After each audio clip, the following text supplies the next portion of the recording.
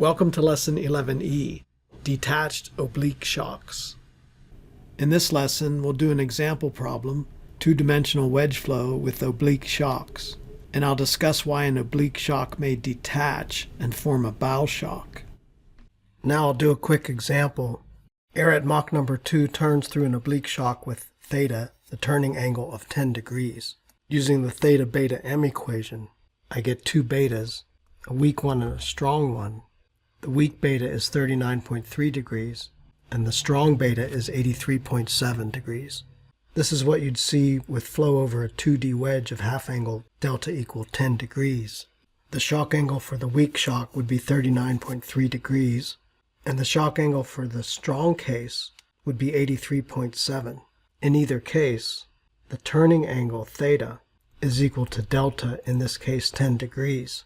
Again, we don't know which of these will actually occur in the flow without knowing the downstream conditions here. If the wedge were really long, the weak one would be more likely.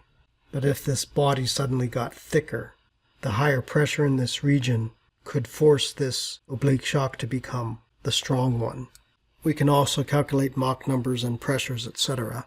Recall that M1n, the normal component, equal M1 sine beta, and we use this Mach number instead of M1 in our previous equations for a normal shock.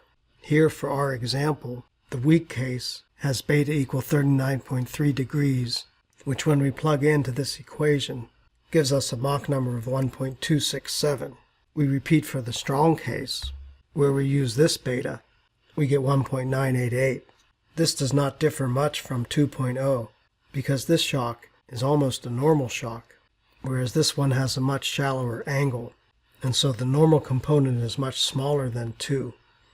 Again, using our previous equations for a normal shock, treating this as M1 for a normal shock, we would calculate M2 as 0.803, but this is M2n, the normal component of the Mach number after the shock.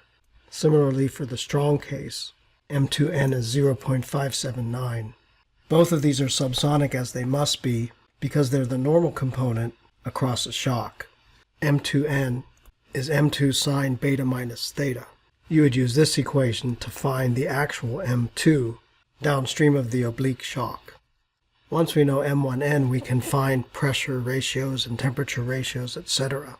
For example, here's one of our equations for a normal shock in terms of M1, but I wrote M1n here instead of M1. I get 1.707 for the weak case and 4.444 for the strong case.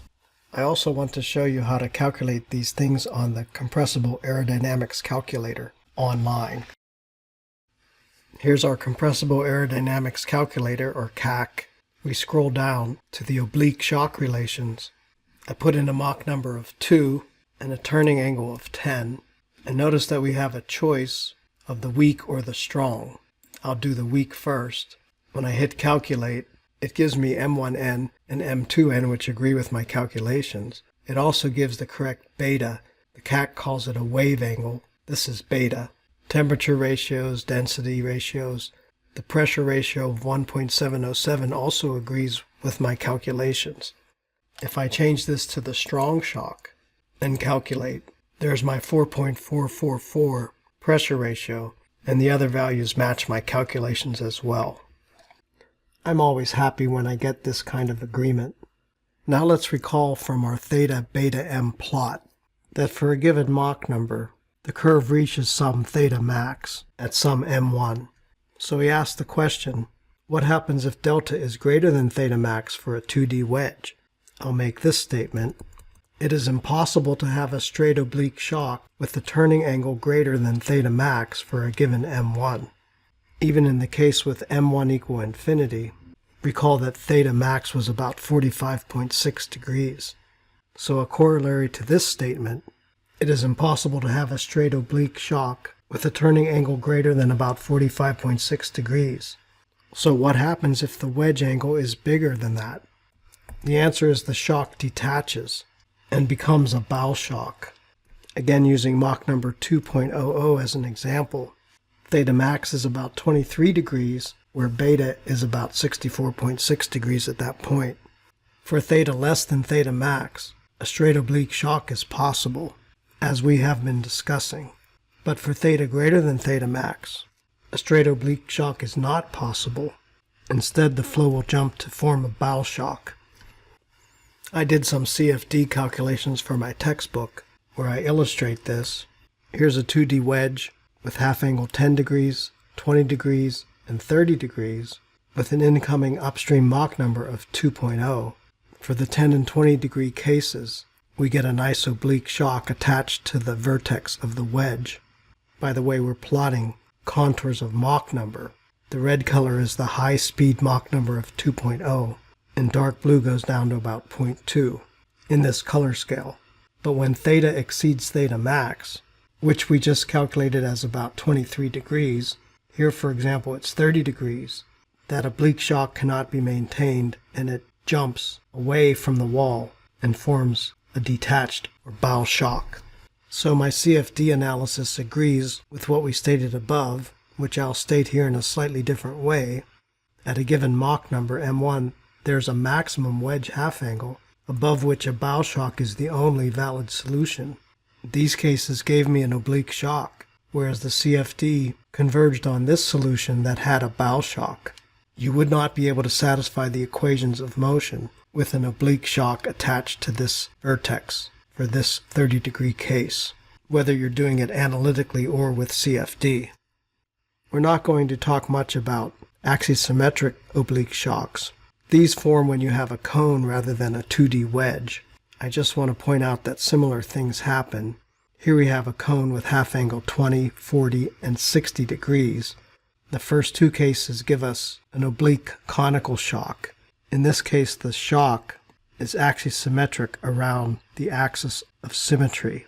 But just as in the 2D case, if the half angle gets too large, here 60 degrees, we get a bow shock. This is an axisymmetric bow shock. By the way, these lines that you see in the background are Mach waves. These form when there are small roughness elements on the wind tunnel wall. So if we don't know the upstream Mach number, we could measure the angle of this Mach wave. Here I measure it with my protractor to be 18.4 degrees. So what is M1? Since this is a Mach wave, that angle is equal to mu, the Mach angle. And mu is defined as the arcsine of 1 over M1. So M1 is 1 over sine mu. I get 3.16. It was stated that the actual Mach number of these figures was around 3, so my estimation is pretty close. If we have a spherical body, or in fact any other kind of blunt body, this is a sphere, we also get a bow shock. In fact, any blunt-nosed body will have a bow shock, with blunt meaning that the angle at the nose is 90 degrees. I know a feller that was punched so hard he had a blunt nose. Thanks, Dud. You're welcome. Again, we won't spend much time with axisymmetric supersonic flows. I'll just mention that there is a different but similar theta-beta-M equation for axisymmetric oblique shocks. Let's compare with our Mach number of 2.0 and theta of 20 degrees. Beta turns out to be 53.4 degrees for the weak case in 2D, but for these same conditions, beta turns out to be 37.8 degrees for the axisymmetric case. One thing nice about the axisymmetric case is that there's no weak or strong axisymmetric cases, there's just one.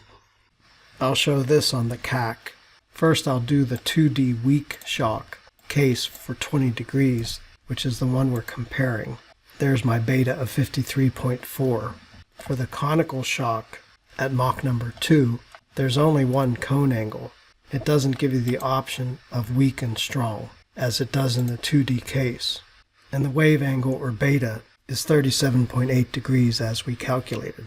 Notice that for the same conditions and the same turning angle, the pressure ratio for the axisymmetric case is much smaller than that for the 2D case. Similarly for temperature ratio, comparing 1.14 to 1.39. In both of these cases, the Mach number after the shock is supersonic, as we see here and here. Since we're getting close to the end of the semester, I'm not going to say anything further about conical shocks or axisymmetric oblique shocks. I just wanted to give you some exposure to them. Thank you for watching this video. Please subscribe to my YouTube channel for more videos. 1, 2, 3. That's all there is to it.